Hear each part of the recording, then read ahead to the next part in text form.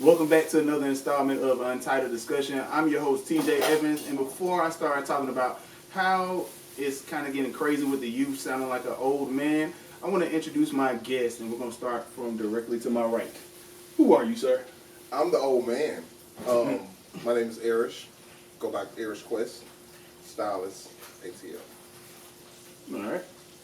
Yeah, I'm Aries. You call me Harold. I like Haro. We don't even use the L and the D, you know. From Crown D.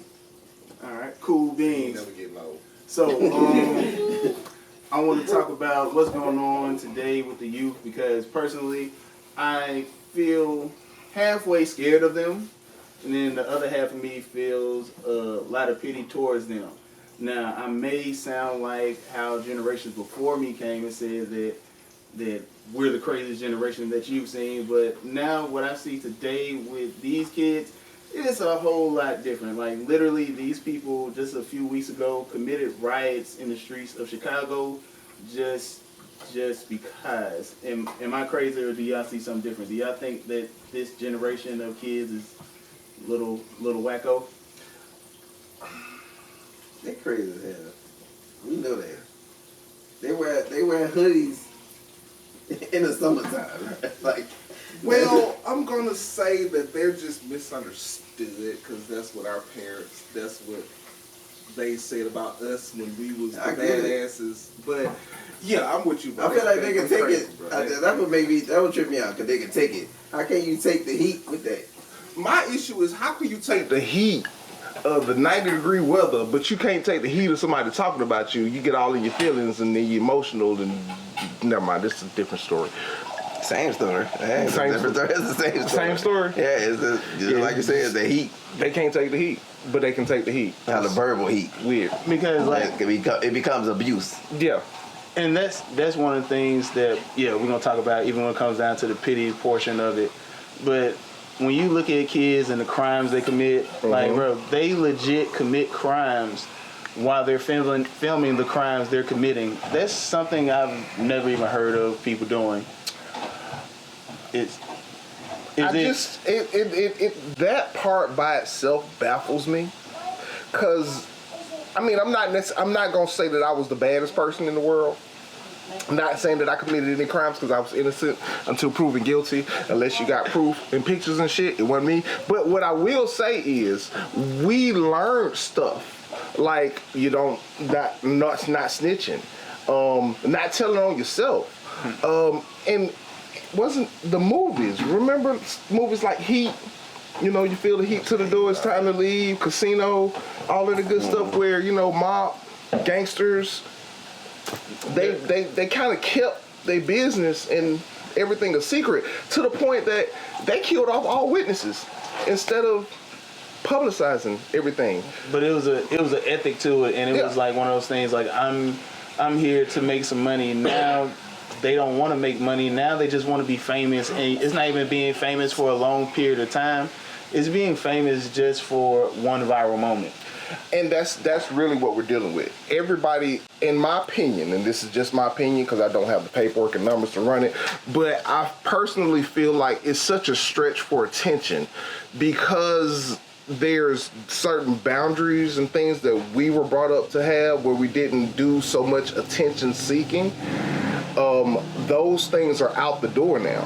So everybody's vying for attention. I can think about when you would hear kids acting up, cutting up in class as 8, 9, 10-year-old kids, and the first thing they would say is, okay, the parent works all the time, mom and dad, maybe mom's at the house or dad's at the house or whatever the case may be.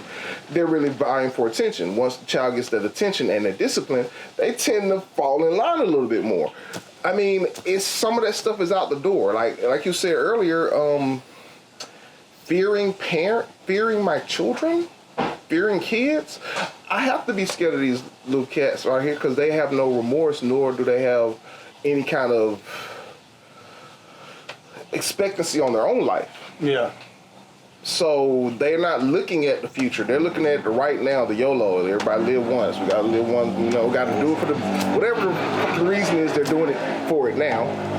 I mean, people, they do that. So you tend to lose you tend to lose the basics of how you're supposed to raise a kid. Like, there's supposed to be a structure. And with the parents in the household, you give the child that structure. My sons don't need to really look for attention outside of their family because they get attention in their family, so they don't need to go and do stupid stuff to get attention.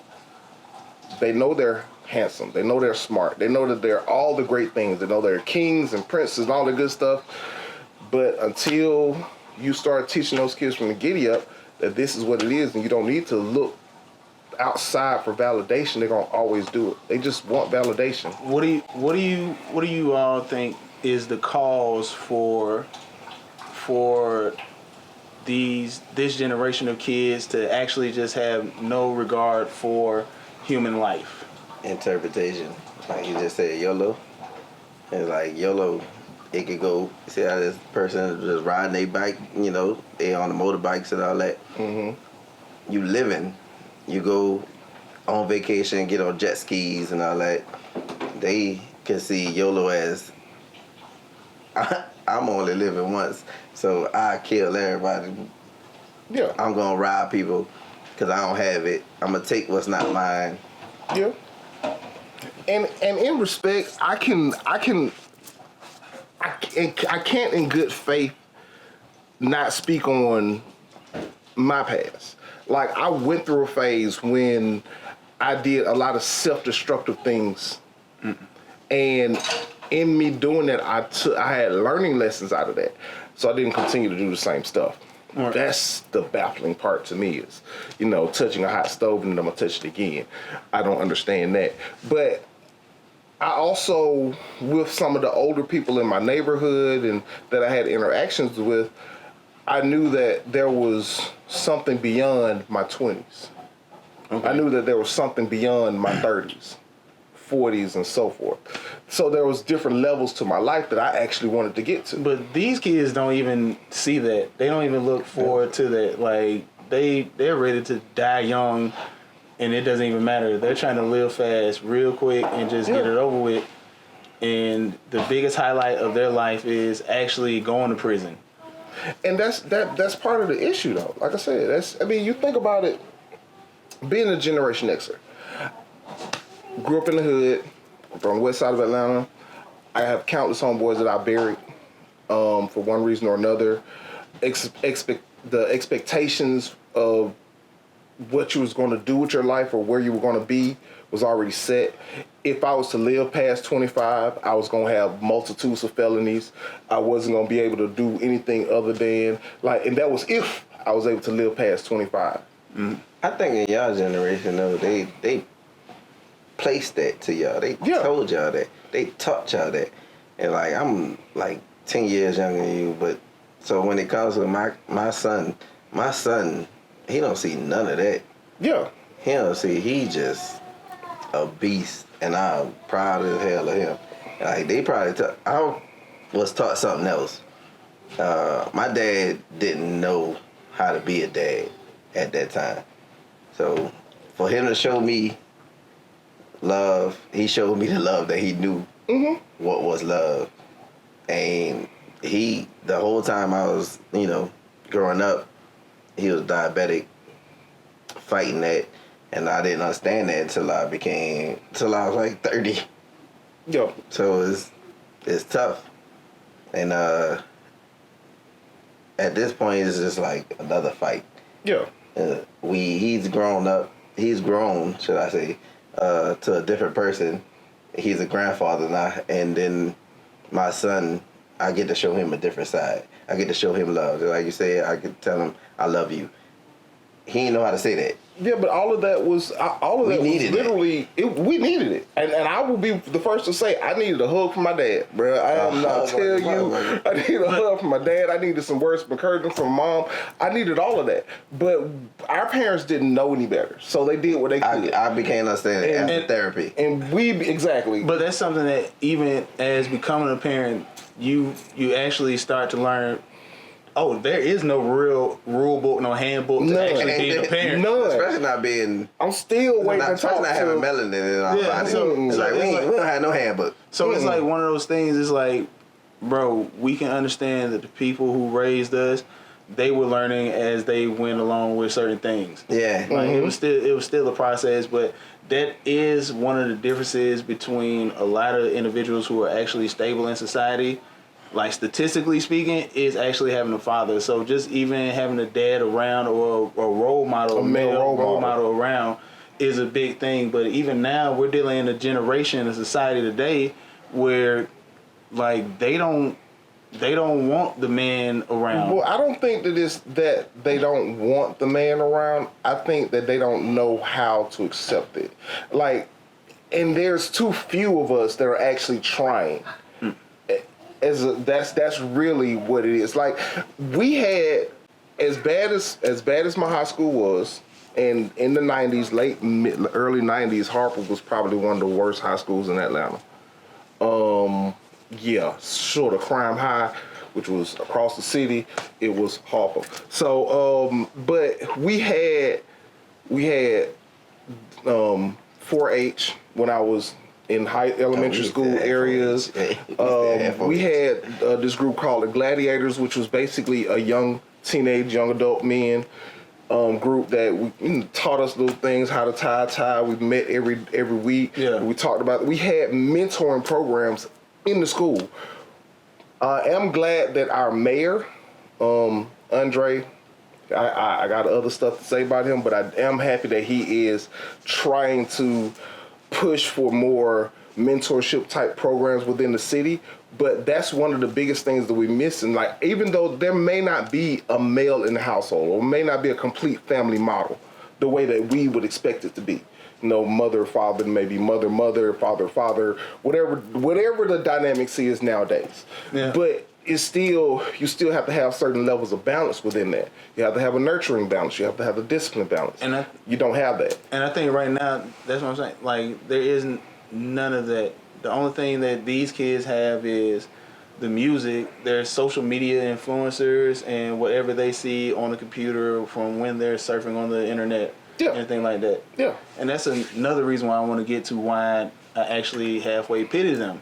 Because when you look at the challenges that these kids see on social media, where they actually die, they actually have lost their lives. There's the last one I saw was the Benadryl challenge. I'm thinking Robitussin, but like Benadryl. I'm thinking Robitussin. But yeah, like kid OD'd trying to on figure out that. challenges at this point. These kids, they were looking at social media and they're looking at all these beautiful people and all this, and they're upset at themselves. And not only that, but these people are like the individuals who actually are running these sites are feeding suicide narratives to kids who are already going through depression. Like within they this overdose. Yeah. Like it's not even a suicide attempt. It's just you're not supposed to take that much drugs. No, I'm saying like they're actually like kids who have depression issues. They're literally feeding them taking too far information to tell them, no, go ahead and get rid of yourself. Go ahead, X yourself out. Like not even just do this challenge, but you should kill yourself. And that's the crazy thing about it. And now within this last decade, suicide within teenagers went up 29%. So that's why I pity them, because they had to see all this stuff. And they're not able to deal with the situations of real life, because what happened, 10 years ago, the Stop Bullying campaign and all that stuff. And quick fast. Now since that happened, kids aren't able to deal with bullying, but it doesn't mean bullying is going to stop. I mean, I feel like there's different aspects of life that are necessary. And we talked about this on a side conversation. As much as I don't like my elementary school bully, what he taught me was how to stand up for myself, how to face a challenge head on. He taught me that I can't depend on nobody else but me to fight my battles. That breeze feel good. That breeze feel good. So, we're going to come back to that when you're going to cut it. I'm going to bring it in. You know how to edit. Just gonna keep that one in there. You know how to edit. I was like, that breeze felt good. That breeze was like everything for a second, man. It just came on in. Thank you, God. Thank you. I mean, but I feel like we have to, I lost my train of thought. Your bully school. Oh, the bully. He taught you, yeah. So, yeah, he taught me how to defend. First of all, he didn't teach me how to defend myself. He taught me how to take a punch. But outside of taking a punch, like I realized being the youngest, but being the youngest raised like an only child, I had nobody to fight for me. I had to fight for myself. I also learned that I won't win every fight, but at least I stood up for myself. And that respect got me a lot further than if I probably would have won the fight. Realistically, I can think about, bro, that if I would have won that first fight, or if I wouldn't have won that first fight, then he would still be coming around. But the simple fact that I did defend myself,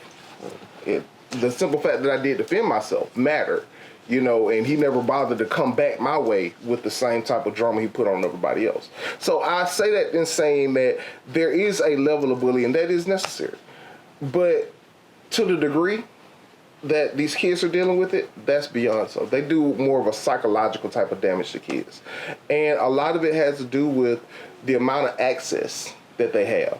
Man, I mean, I got all my kids. I got a gang load of boys.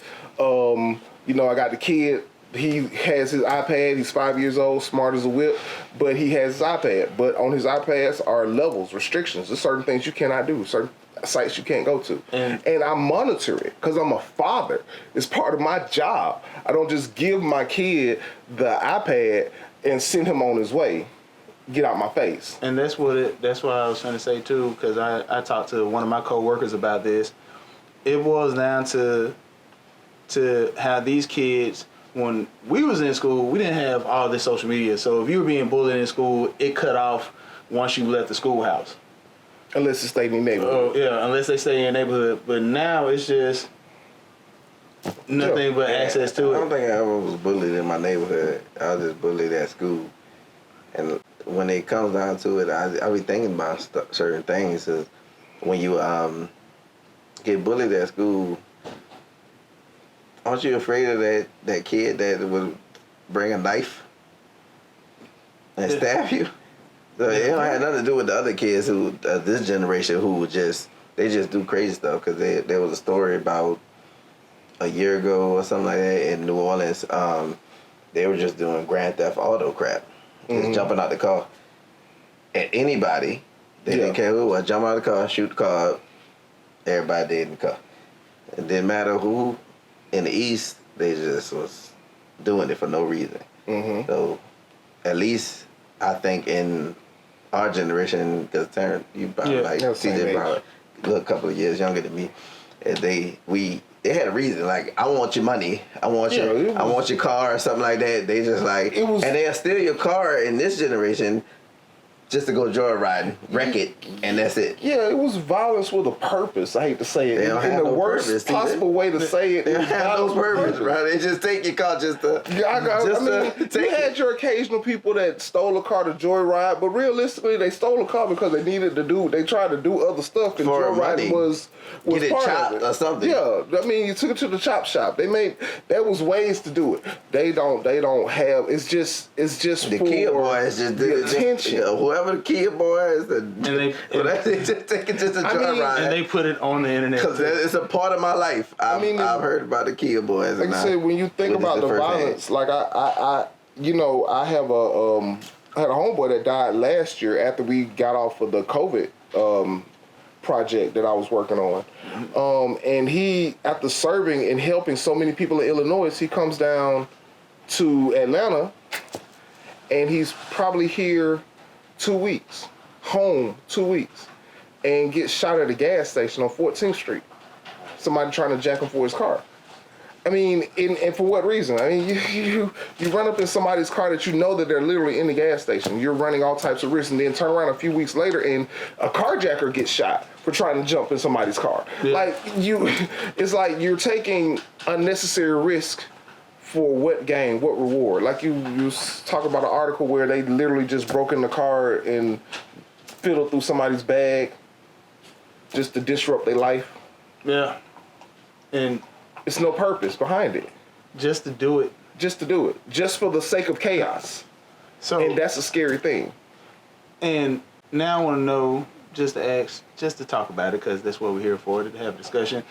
How did we get here?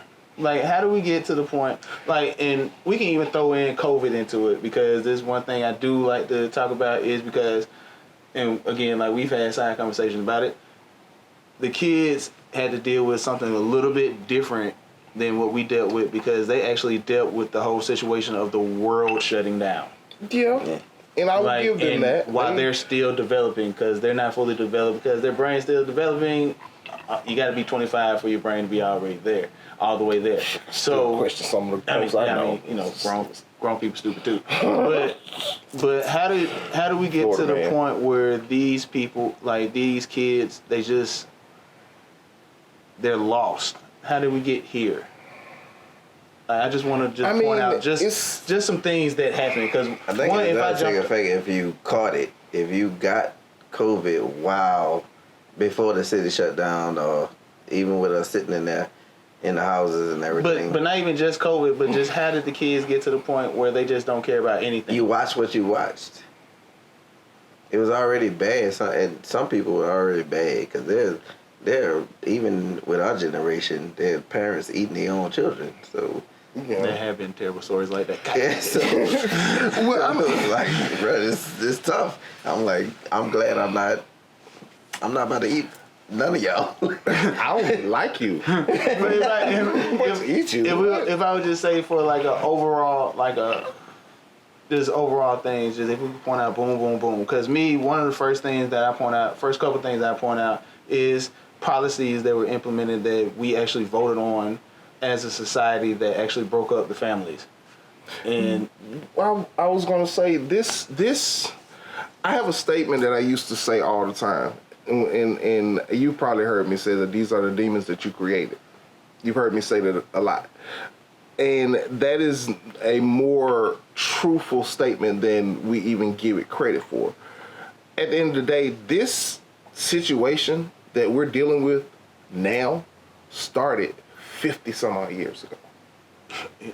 It started 70, 80 years. It started a long time ago. It started if you take it from some of the extremely Afrocentric people that I know, if you take it from some of them, they'll tell you that, the first thing when we segregated the schools in our communities, that was the first issue, because as long as we were all in total within ourselves, we could monitor each other, and we could police each other, we could keep each other in line, and we could build up the students and the kids and everything. But the problem is with that was then you have, these random people who didn't like.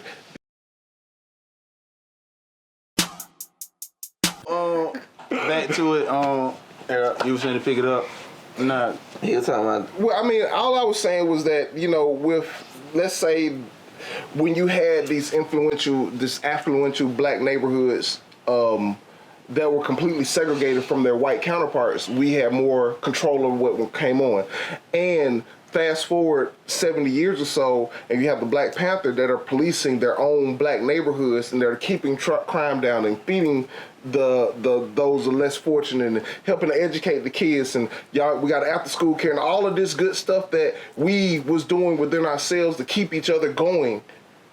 And slowly but surely, it was removed one way or another. I mean, and when you can go as far as to say that once we took God out, it started before they took God out. Out of schools? Yeah. It started before they took prayer out of the schools. I can't.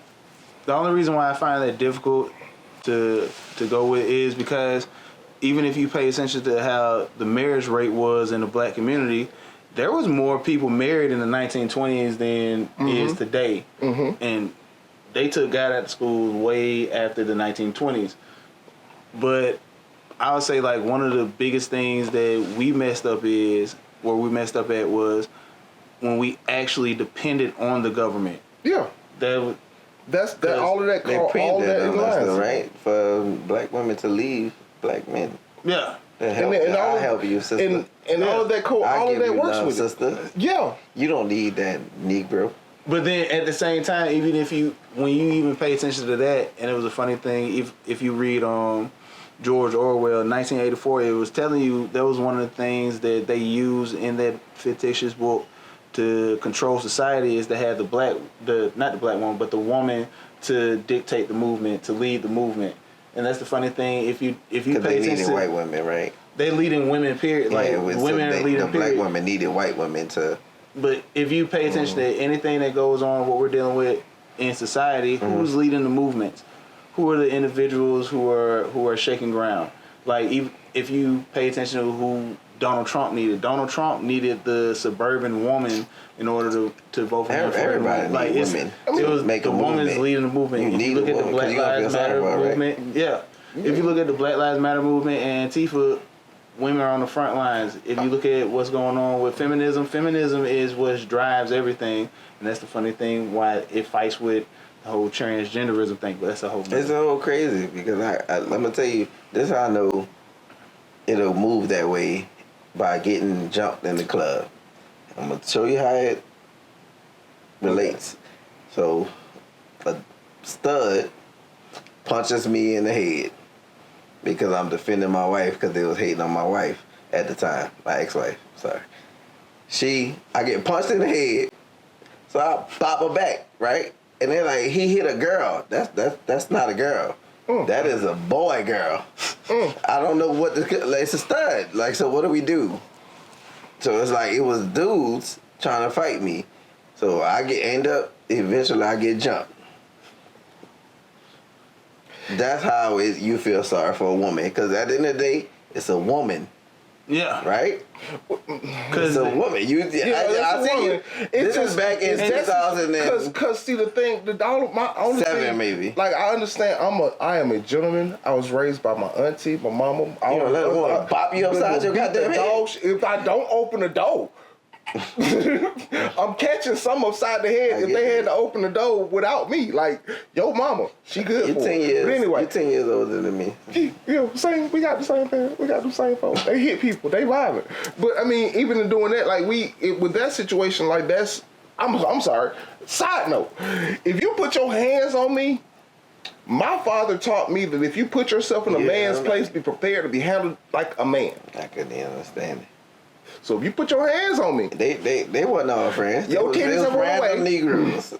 You now got a chest like my homeboy, and I'm finna try to swell that bitch up, or at least punch you through your heart. And I held back. But I still can't understand. You's a good one because a lot of individuals will defend that woman because of the mind frame of it's still a woman. Yeah, it's a woman. I was raised by a mama. I was raised by only a woman and all this stuff. So that's the mentality of it, and that's why a lot of individuals who we see committing crimes, these individuals were raised by only women. They're extra sensitive, they're hypersensitive, and they react off of pure emotion with no actually guidance behind the emotion. You have both sides of that being raised by a woman. So Beyonce, right? You have some that are raised by a woman and they are to that point of being semi-feminist, fight for the woman the whole nine. Then you got the complete opposite. These same dudes that are raised by women whose mom put their foot in their ass and treat them like crap because they still mad at the baby daddy. So now they hate me. They hate women.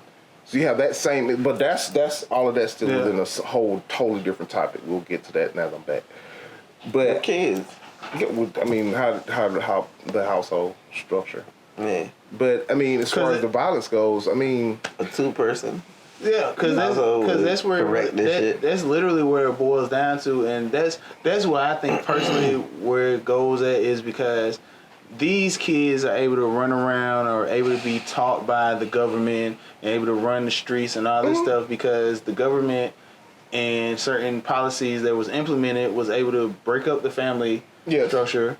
And also, let's say the family structure isn't broken down, it made it so that both parents have to work in order to afford anything. So there's nobody there to raise the kids other than the state. And we already know the state doesn't know how to do anything right because when's the last time you went to the DMV or the post office and said, "Oh, I had a great time"?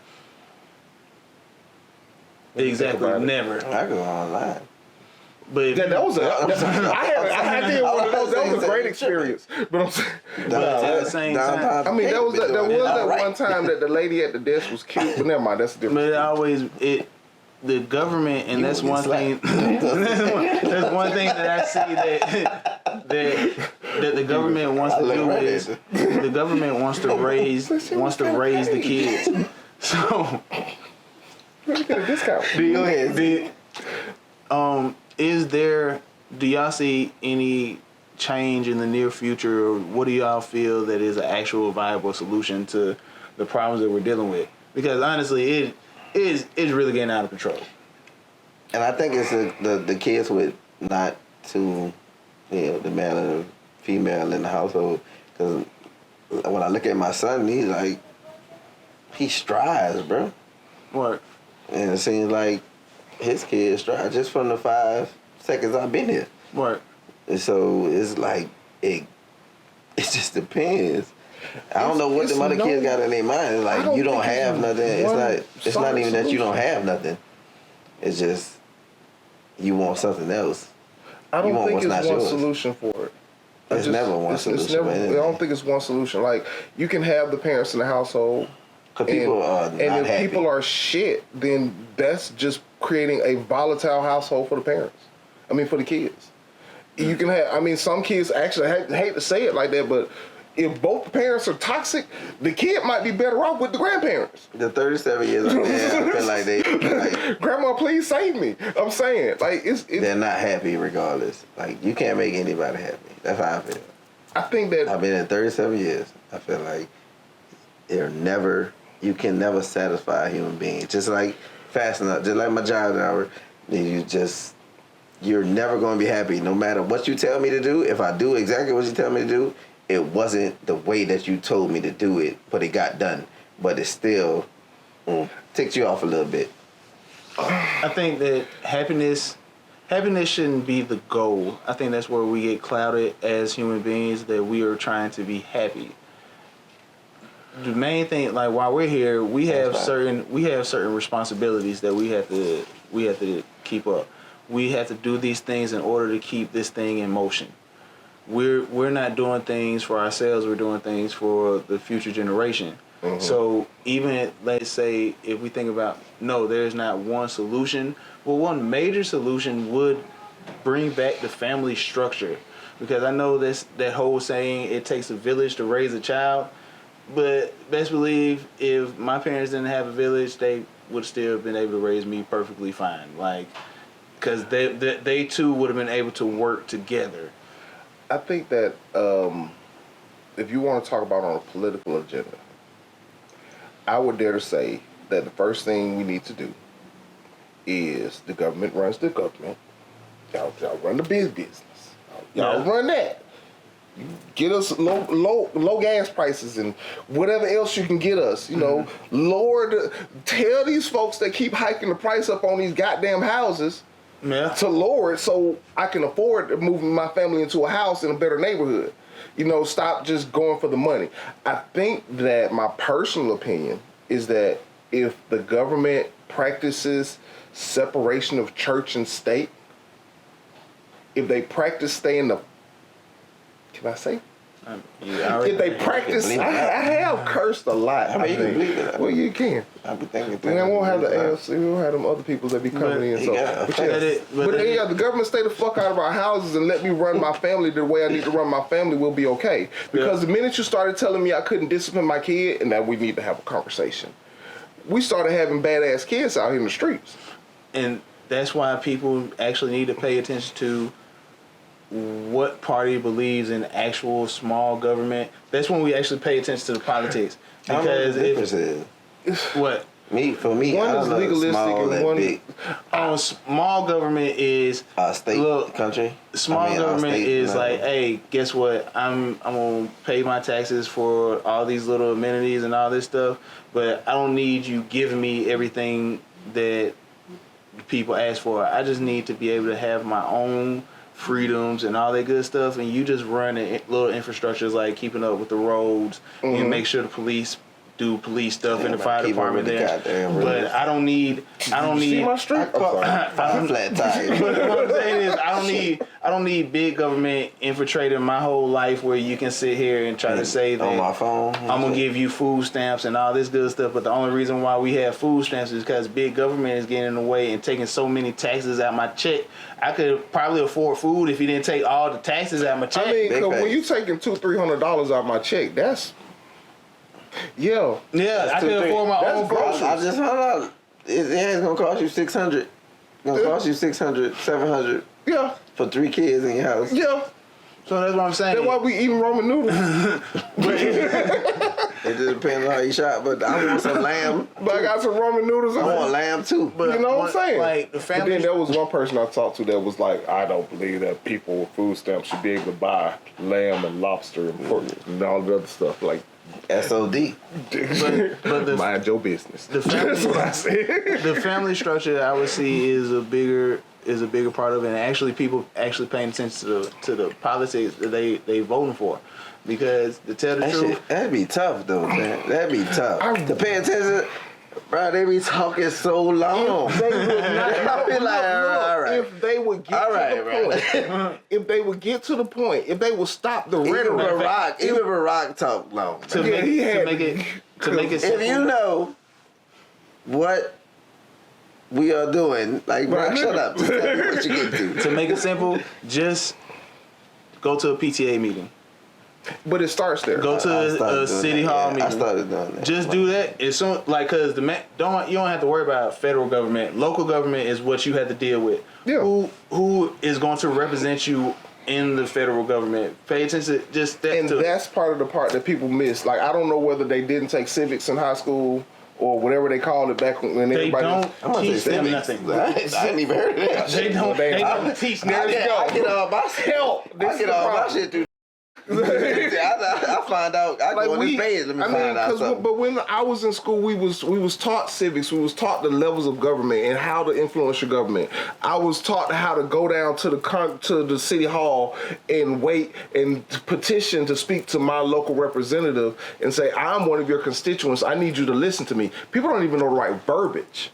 And that's because that the individuals who are actually teaching the kids nowadays are just teaching them enough so the teachers can keep their pension, and so the kids can just pass this little test by bare minimum, so we can get them on to the next grade level. And meanwhile, we're still sucking in world education. And now the kids don't know anything, and they're blaming everything across the board on racism. And it's like, there's a little bit more than racism going on in today's society. Racism politics. But like, let's say if I just talked about the list of problems that I have, racism will probably be like number 47 on my list of issues that I'm having. Yeah, as an adult, yeah. I don't think I deal with a lot of racism. I mean, I feel like my son would do more. The benefit of us in our generation in the South, we deal with racism, but you kind of know who, and they kind of stay. So what? Like, what was it? Sunday? Today is Sunday. Yeah. Was it yesterday? Today.